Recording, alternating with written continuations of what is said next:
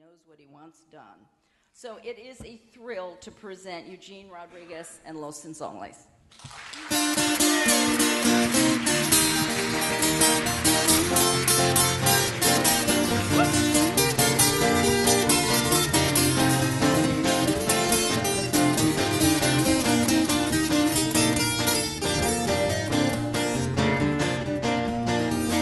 Por mi madre yo soy mexicano, por destino soy americano. Yo soy de la raza de oro, yo soy México-americano. Yo te comprendo el inglés, también te hablo en castellano. Yo soy de la raza de oro, yo soy México-americano. How was that?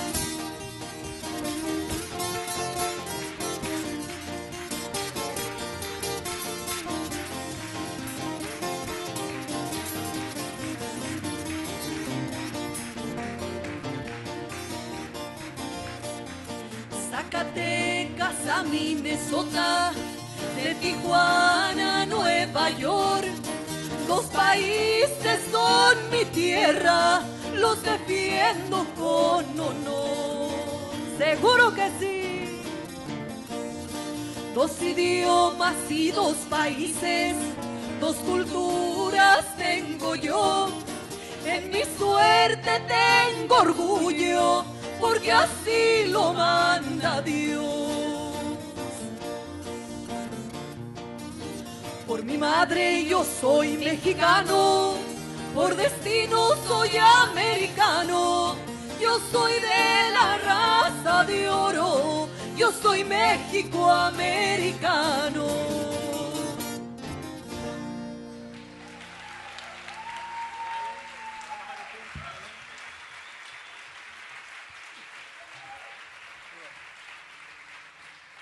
Thank you so much. I want to thank Diane and Tomer and the GIA staff for this incredible opportunity. This is just way too much fun. And I want to thank my idols and my mentors, Linda Ronstadt and David Hidalgo, for being here with us. We are truly among Chicano royalty.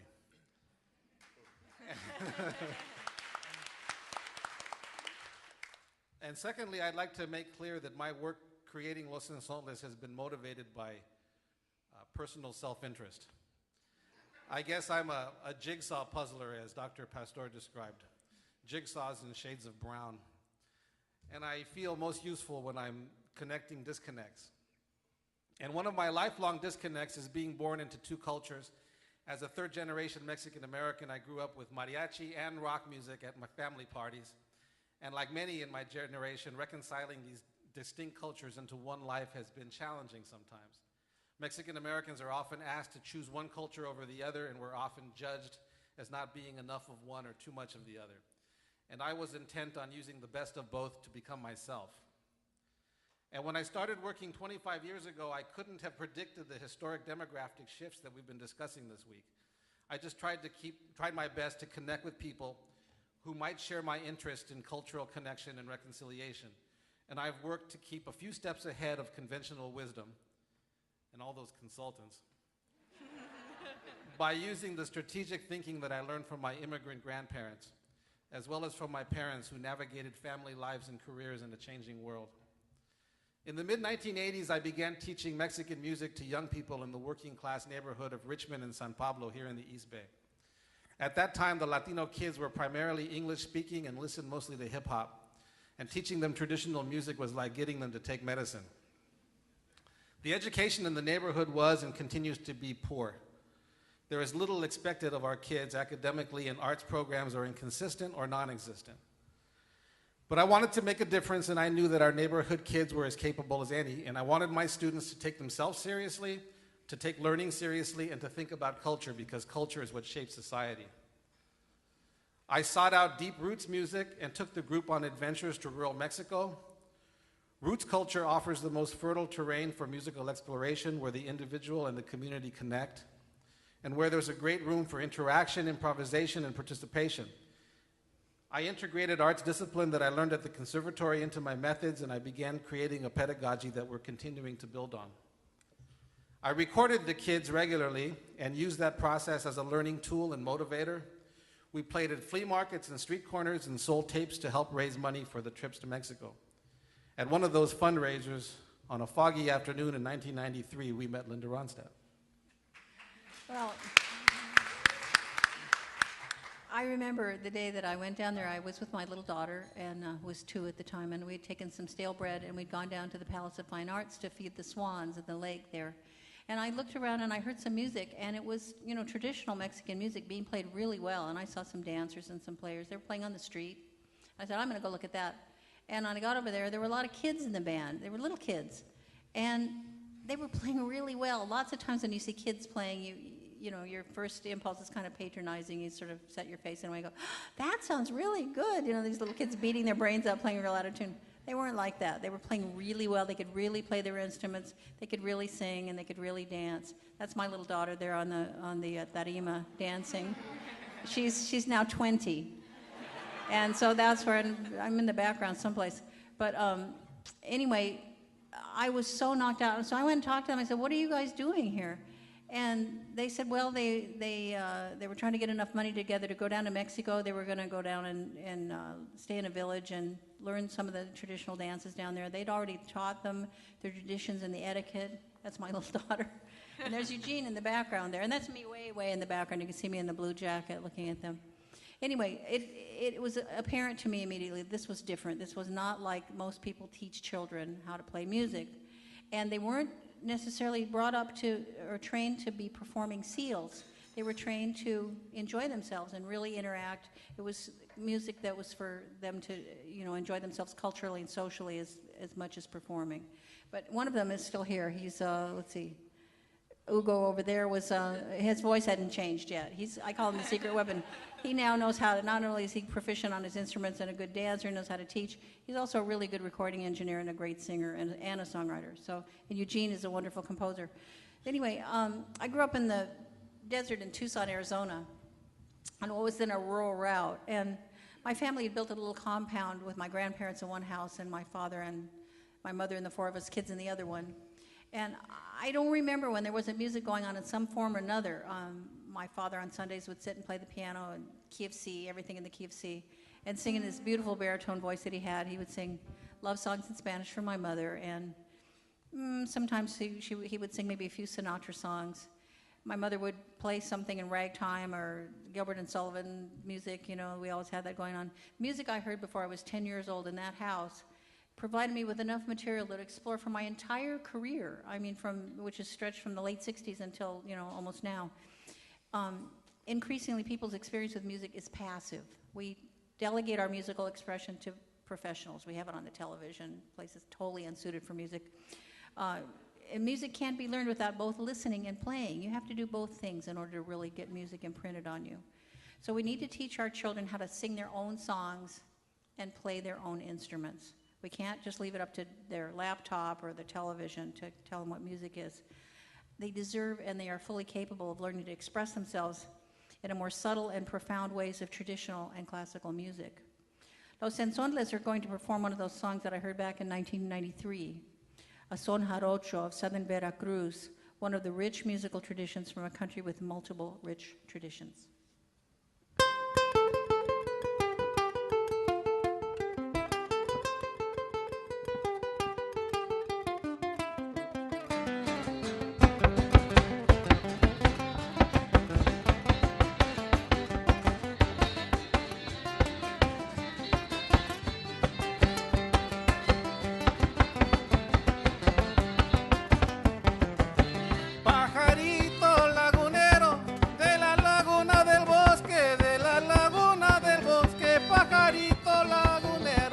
Pajarito lagunero de la laguna del bosque, de la laguna del bosque, pajarito lagunero. Anda y dile a mi lucero que si ya no me conoce, que si ya no me conoce, que yo fui su amor primero. Corre, dile a mi lucero que si ya no me conoce, que si ya no me conoce, que yo fui su amor primero.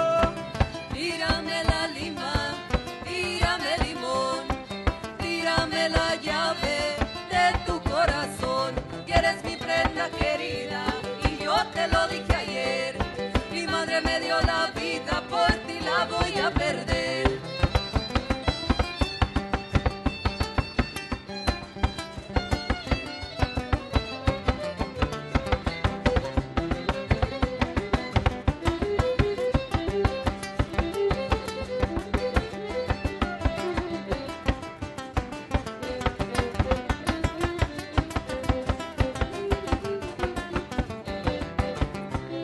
Pajarito que ayer tarde cantabas en el amate.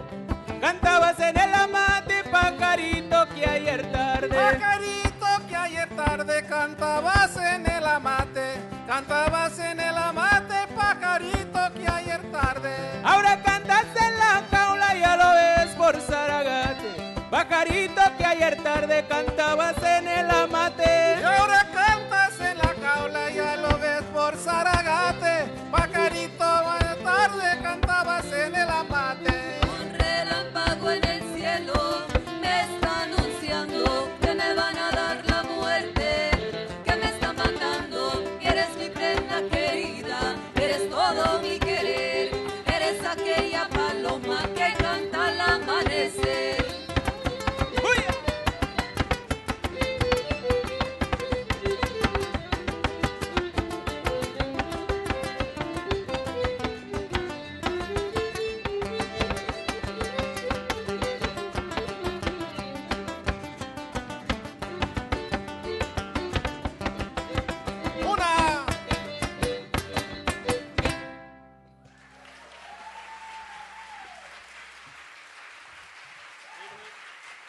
Muchas gracias. Thank you.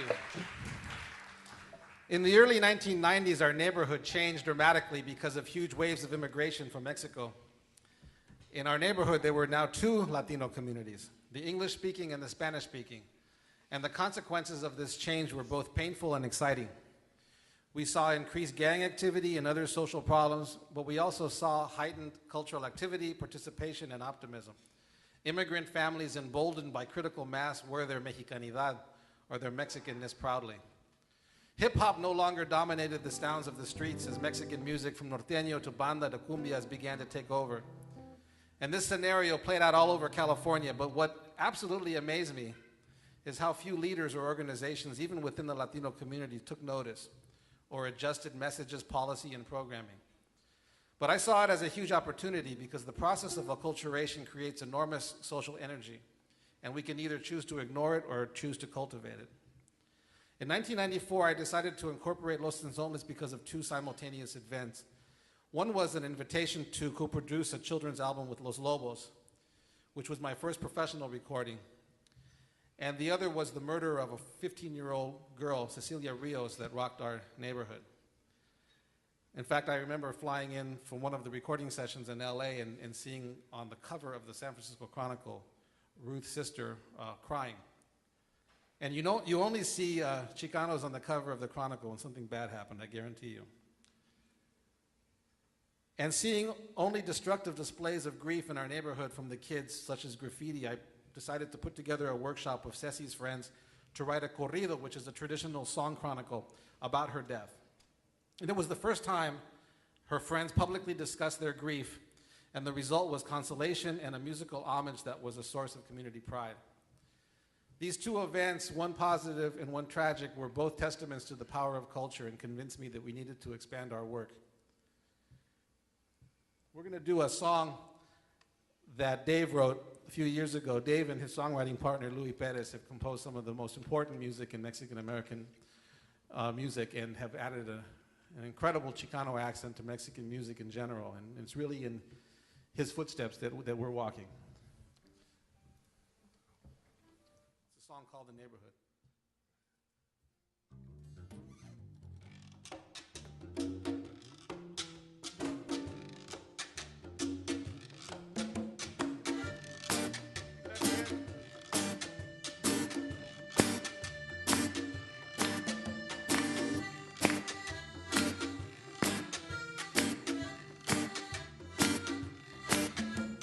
Brother finds trouble on the street, a piece of rock to make men weep, trembling eyes at everyone he meets.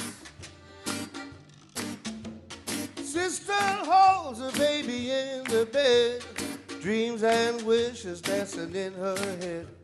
A love forever is what he said. That's what he said.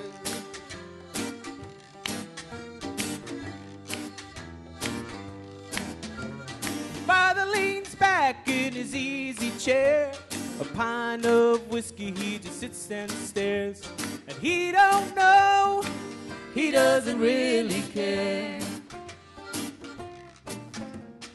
Mother works at a 9 to 5, hardly makes enough to keep her alive. She bows her head with tears in her eyes. Thank you, Lord, for another day. Help my brother along his way. And please bring peace to the neighborhood. To the neighborhood. Peace and serenity.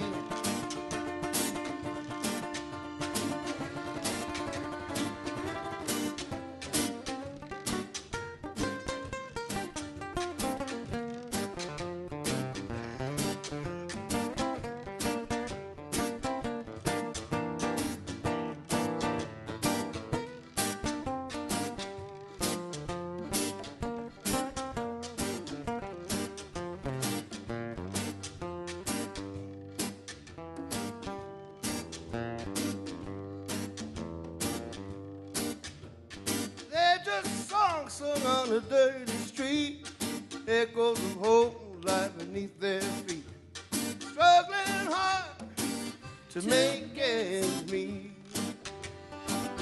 make ends meet.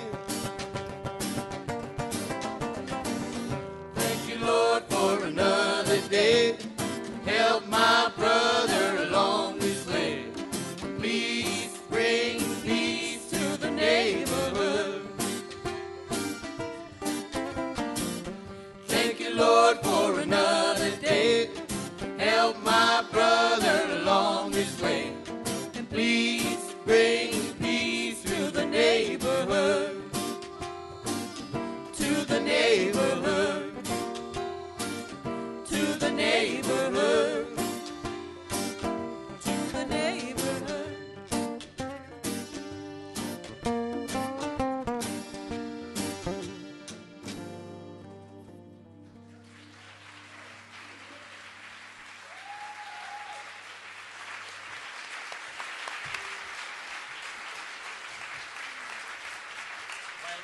Thank you. So when we first opened the doors of the newly incorporated Los Cenzontles Mexican Arts Center, by the way, I did it myself with Nolo Press. Remember Nolo Press? How to. In 1994, we saw an immediate enrollment of 175 students, mostly teens. We had no funding, we had no permanent space. We would carry in our instruments at 3 in the afternoon, and we would take them out at 7 in the evening every day. And we had little pedagogy, since few local music teachers could teach the traditional and popular music that the kids wanted to play. So I trained our teenagers to become teachers, and eventually I trained them to become administrative staff as well. They understood the neighborhood because they grew up in the neighborhood, and there was nobody more invested. So I'd like to introduce the members of Los Cenzontles here today. At this end, we have Hugo Arroyo, who was 8 years old 24 years ago, and now is our production manager, guitar, and vocal instructor.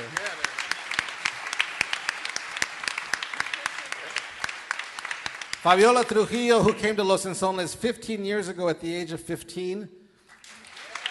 She wanted to sing, but she was too shy to say she wanted to sing, so she said she wanted to play the guitar.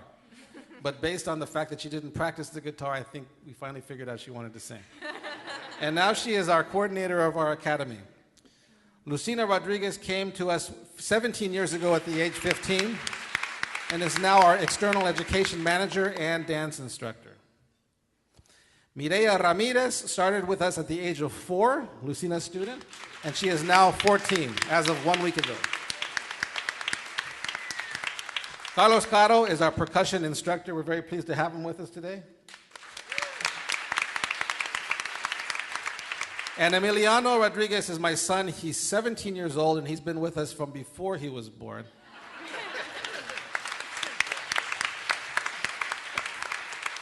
And my wife, Maria Astrid, who's sitting here, is our artesanía and jewelry teacher. She also designed our current space and designs our costumes, including these beautiful outfits that are made from Mayan scarves. Maria Astrid.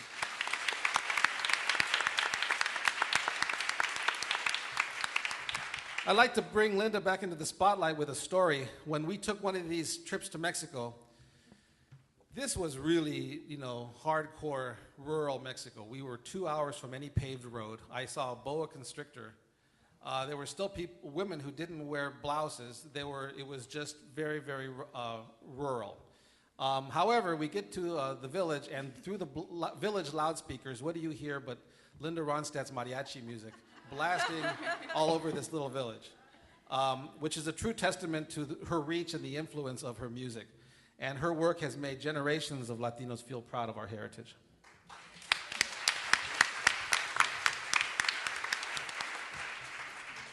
Well, I got to know Mexican audiences pretty well while touring with the Canciones de Mi Padre CD with the mariachi band. These audiences bring with them a very strong social connection and sense of participation.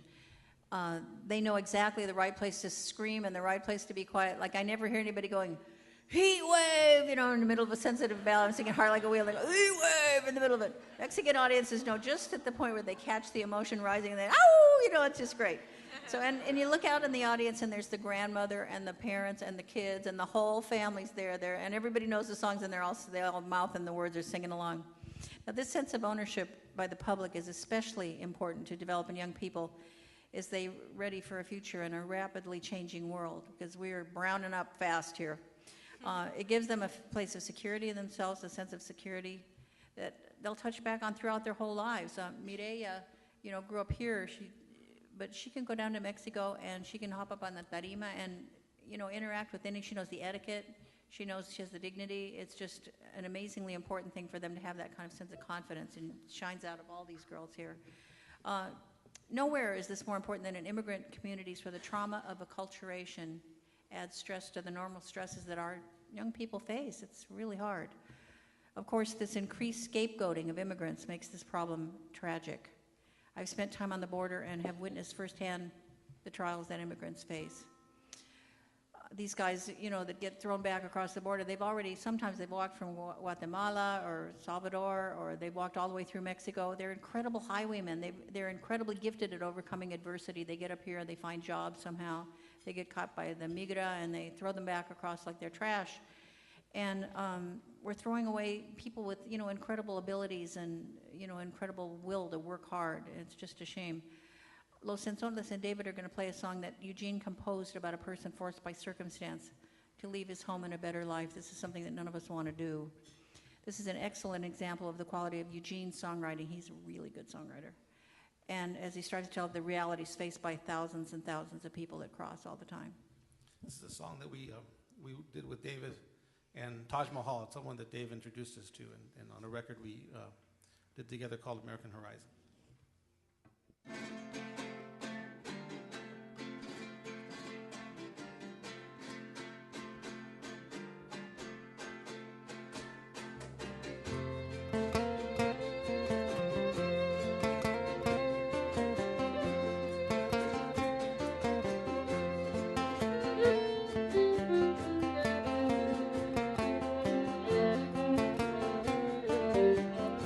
Mañana voy caminando, aquí no hay más que ofrecerme. Por eso yo voy buscando futuro en el horizonte. Aunque el camino sea largo, traigo las piernas muy fuertes, yo voy a rifar mi suerte. Mañana voy caminando.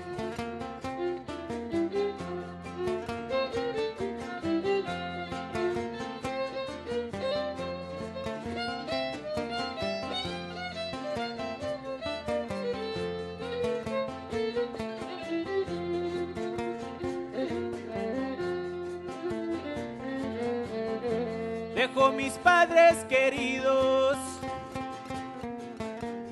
también mi ranchito verde. A Dios solo le pedía que un día volver a verles. Aunque mis lágrimas brotan, traigo los ojos abiertos, yo voy a rifar mi suerte. Dejo mis padres queridos.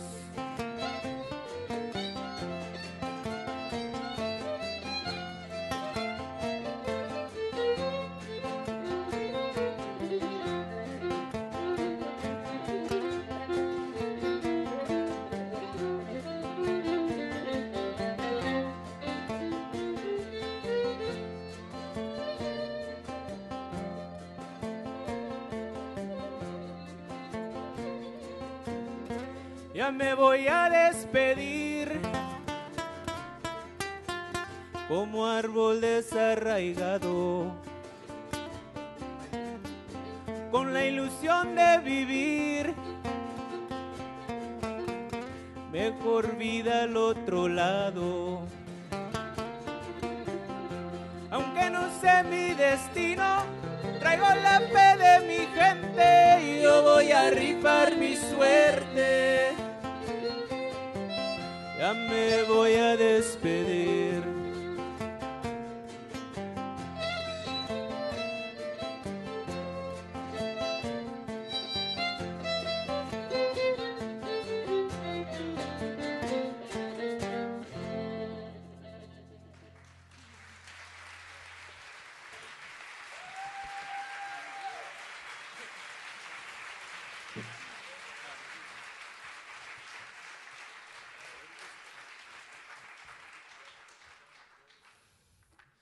Immigration is now slowed to a trickle and is even going in reverse in some areas. Our neighborhood demographic has basically come full circle. Our students, again, are primarily English speaking. However, acculturation continues to be a challenge and an opportunity. A recent study indicates that the healthiest Latino families are those with children who engage with their parents' heritage and parents who actively engage in U.S. civic life. And we're trying to address both of these issues with numerous community partners, including California Migrant Education. Los Cenzontles is a community organization that has grown its own. Our team is now developing programming and consulting to other communities nationwide to assist them to engage and build capacity within their local Mexican communities. This programming includes performances, workshops, and curriculum, as well as video and musical production.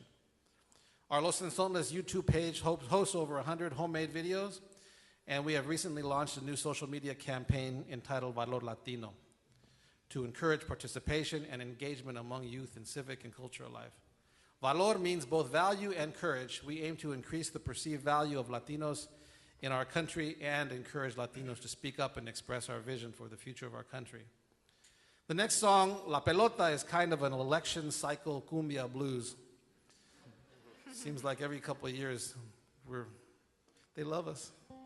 But then once the elections happen, we're like, hello? So this is a song we wrote called La Pelota, which means the ball. Kick from the left and kick from the right. After they use you, they just throw you to the side. Ay, pelota.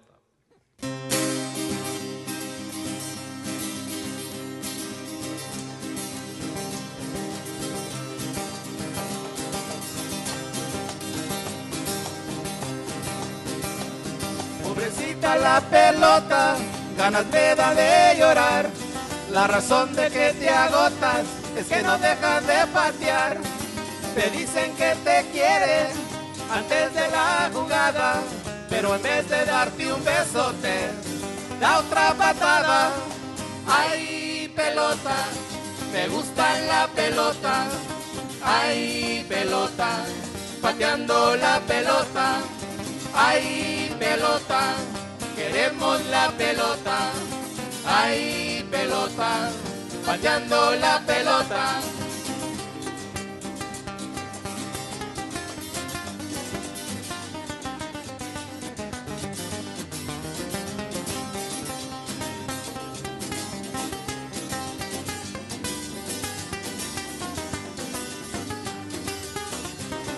Pateada por la izquierda, pateada por la derecha. Después de que te usan, a un lado te desechan. Pateada por arriba, pateada por abajo, y nadie escucha tus quejas, ay carajo. Ay, pelota, te gusta la pelota, ay pelota, pateando la pelota, ay pelota, queremos la pelota, ay pelota, pateando la pelota.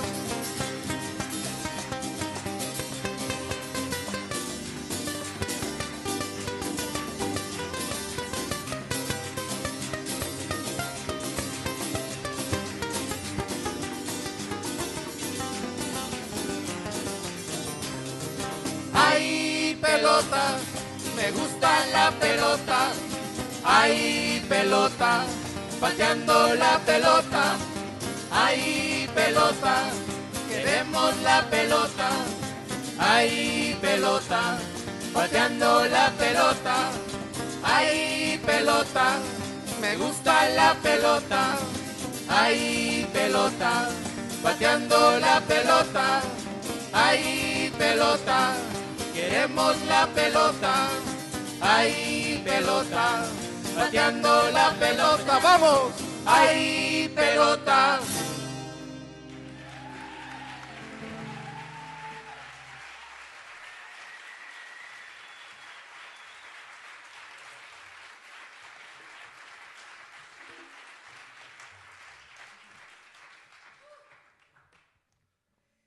Ah, that's fun. This is what I really do all day, actually. We must invest in comprehensive education for all American children. Educating our children in culture, arts, and creativity gives them powerful tools they will need in our rapidly changing world. And we must continue to provide the same level of support for this and future generations that we have provided for past generations. I realize that a lot of Americans are feeling fearful and would like to see this investment shrink, but to deny a child a complete education is to deny him or her full humanity. For the sake of our country's future, we must choose to invest into hope, opportunity, and into raised expectations of our children and grow our vision of America, not shrink it. Los Cenzontles, for its part, will continue to evolve our programming to address future needs and challenges. We're going to do a song that I just love. It's a song that Dave and Louie wrote. What was that, 15, 20 years ago, Dave? Yeah, probably. Somewhere like that. Some of it. It's been a while. But, it's really an anthem. It's really an anthem. It's, I don't know, I heard an interview with I think Louie once when he referred to this song as the Los Lobos Chicano version of Reagan's Morning in America. It's called Good Morning Aztlan.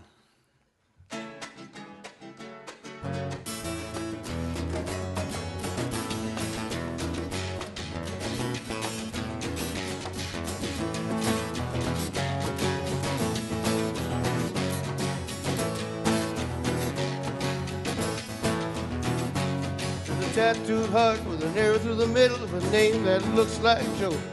And the young girl's looking at her makeup in the mirror's got a little gold ring on her toe. Gotta say 1, 2, 3 more things before I go on. There's a sharp-dressed man playing something on the fiddle in the backyard right next door.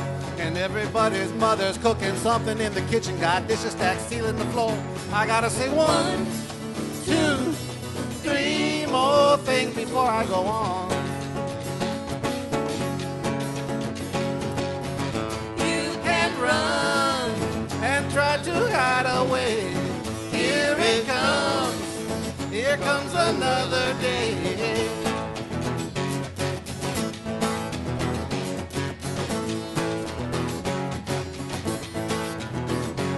Little red rooster crows a little Mexican tune on the chain link fence by the gate. But his dad is out there honking on the horn. Hurry up, we're gonna make him late. Gotta say 1, 2, 3 more things before I go on.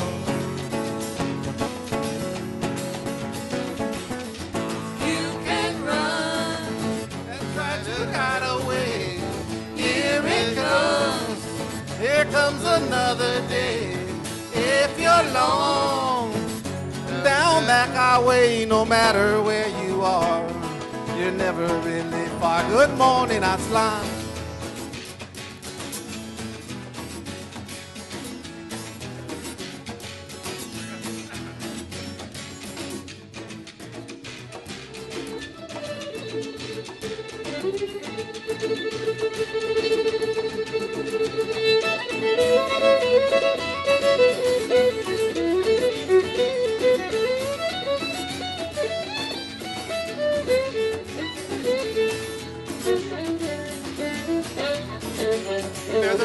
drag all with an air through the middle of this place that I call home.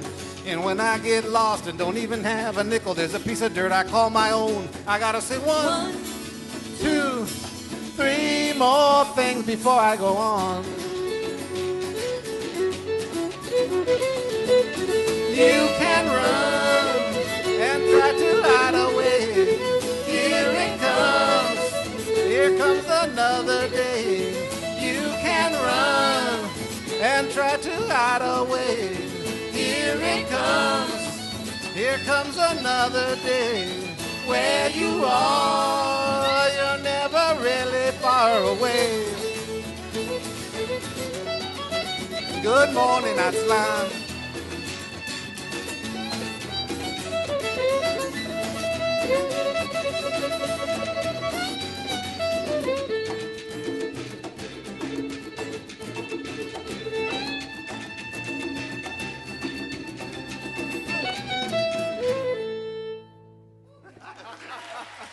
Dave Hidalgo.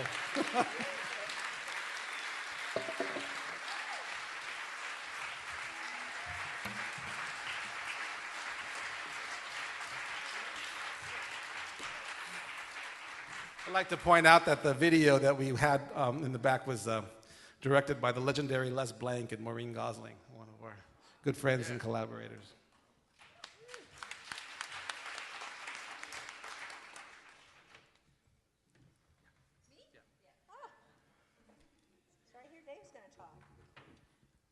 Talk, Dave?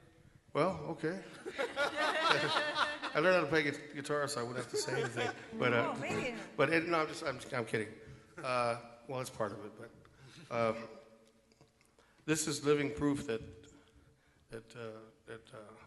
it works. It works here, and we need all support. They need all support. Well, they need all our support to keep it going and to make it happen for the generations coming up. So. Please, find it in your heart and in your pocketbook to support Eugene and the family up here.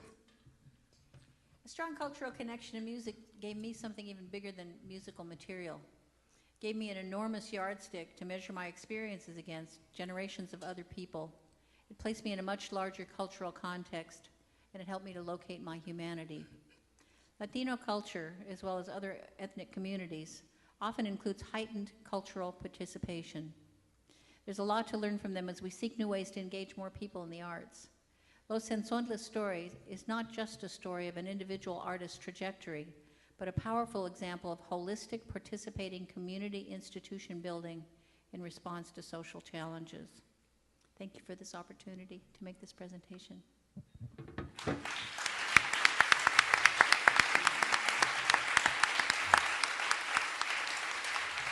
We're going to do one last song, and I want to thank everybody for your kind attention to GIA. Linda and Dave, it's just unbelievable to be here with you, but also just to have your friendship over these many years. It's all about collaboration, you know, and these people are just like fountains of inspiration for me, and I appreciate both of you so much. Thank you. One, two, one.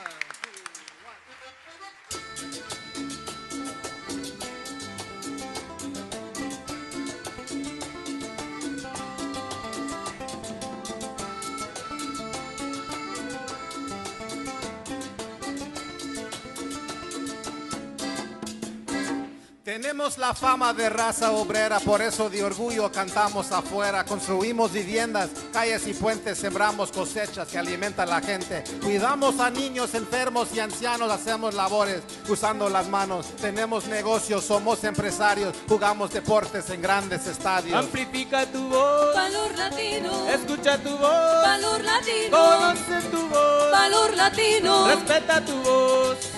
Amplifica tu voz, valor latino, escucha tu voz, valor latino, conoce tu voz, valor latino, respeta tu voz.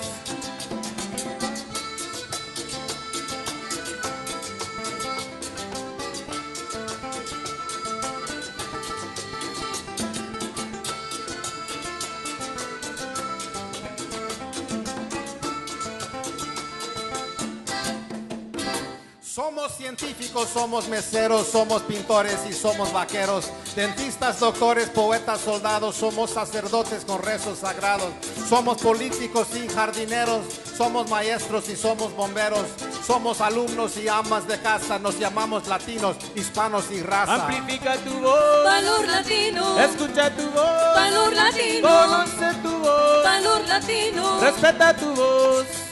Amplifica tu voz, valor latino, escucha tu voz, valor latino, conoce tu voz, valor latino. respeta tu voz.